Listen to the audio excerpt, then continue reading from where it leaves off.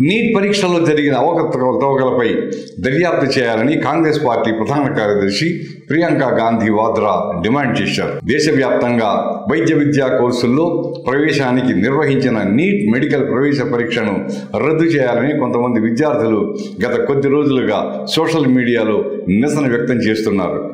ఈ నేపథ్యంలో తాజాగా దీనిపై కాంగ్రెస్ నాయకురాలు ప్రియాంక గాంధీ ఎక్స్ వేదికగా కీలక వ్యాఖ్యలు చేశారు. లక్షల మంది విద్యార్థుల మరణ ప్రభుత్వం ఎందుకు ఆలకించడం లేదు? నీట్ పరీక్షా ఫలితాల్లో అవకతవకలపై విద్యార్థులు లేవనెత్తుతున్న ప్రశ్నలకు సమాధానాలు కావాలి. వీటిపై దర్యాప్తు చేయించాల్సిన బాధ్యత ప్రభుత్వానికి లేదా అని ప్రియాంక గాంధీ సామాజిక మాధ్యమం ఎక్స్లో కేంద్రాన్ని నిలదీశారు.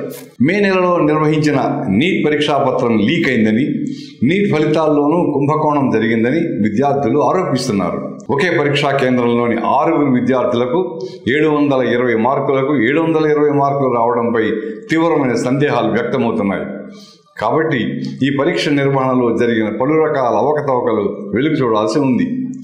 మరోవైపు నీట్ ఫలితాలు వెల్లడించగానే దేశవ్యాప్తంగా పలువురు విద్యార్థులు ఆత్మహత్యలకు పాల్పడుతున్నట్లు వార్తలు వచ్చాయి. ఇది చాలా విచారకరం, దిగ్భ్రాంతికరం అని ప్రియాంక గాంధీ ఎక్స్లో రాసుకొచ్చారు.